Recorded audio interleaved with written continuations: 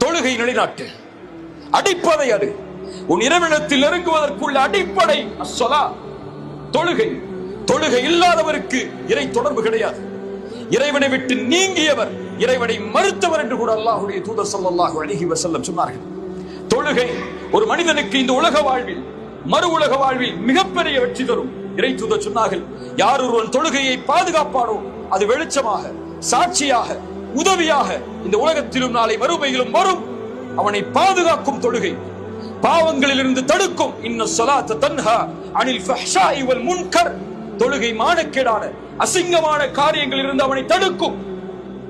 இறை தூதரிடத்தில் வந்து சொன்னார் ஒரு மனிதர், இறை தூதரே, ஒருவர் காலையில் எல்லாம் வணங்குகிறார், இரவில் பாவம் செய்கிறார், அநியாயம் செய்கிறார், அசிங்கங்களை செய்கிறார், ஆனால் தொழுகிறார். ரசூலுல்லாஹ் சொன்னார்கள், அவர் தொழுகையில் நிலையாக இருக்கட்டும். இன்ன ஸலாத்தஹு தன்ஹாஹு யௌமன். அவனுடைய தொழுகை ஒரு நாள் அவனை தடுக்கும். தொடர்ச்சியாக அவன் இந்த வணக்கத்தில் இருந்தால் அவனை அது பாதுகாக்கும். வஸ்தஈனு பிஸ்ஸப்ரி வஸ்ஸலா. தொழுகையை கொண்டும் பொறுமையை கொண்டும் அல்லாஹ்விடத்திலே உதவி தேடுங்கள். இறைவனிடத்தில் ஒன்று வேண்டும் என்றால் இஸ்தஈன் பிஸ்ஸலா, தொழுகையை கொண்டு உதவி தேடுங்கள். வாழ்வில் பிரச்சனையா, சோதனைகளா? பொருளாதாரத்தில் பிரச்சனையா, சோதனைகளா?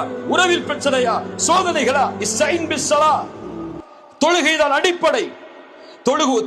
யார் ஒருவர் அதை பாதுகாக்கிறாரோ அல்லாஹ் அவரை பாதுகாப்பான். அல்லாஹ் அவருடைய கோரிக்கைகளை நிறைவேற்றுவான். அல்லாஹ் அவருடைய சிரமங்களை நீக்குவான்.